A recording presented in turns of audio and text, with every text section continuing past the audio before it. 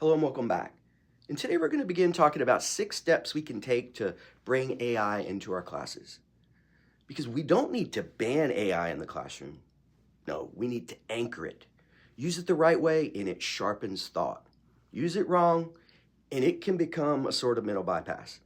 The kind that looks efficient, but really it just hollows out the very muscles that we're here to build in the first place.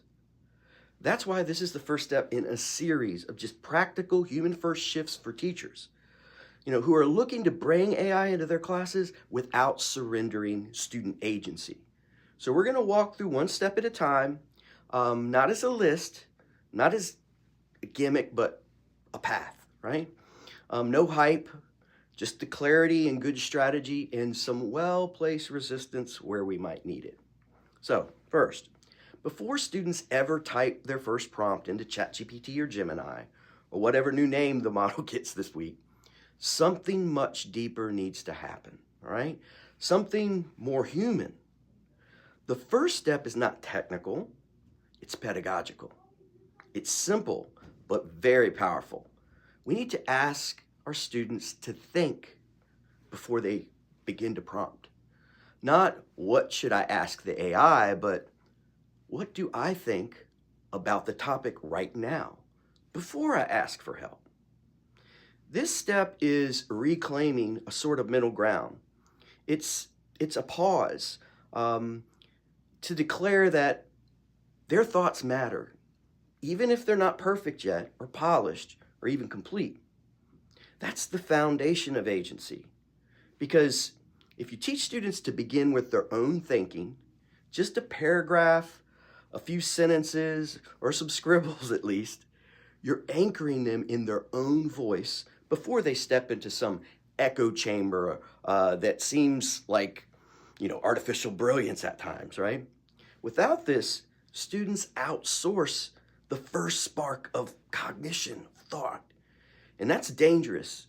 Not in like a fear-mongering, AI is coming for our brain or AI is going to take over way, but in a quiet, slow erosion of independent thought.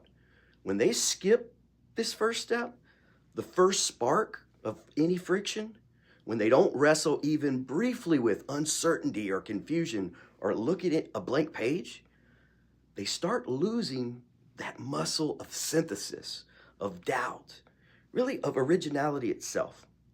So we need to protect the process and not just the product. Teaching students to write down something before they prompt, it teaches them ownership and sharpens that awareness of what they know and, more importantly sometimes, what they don't know. That single action, that single step turns AI from a crutch into what we all know it can be, a tool. The response becomes not just an answer, but a reflection, a comparison, or a catalyst.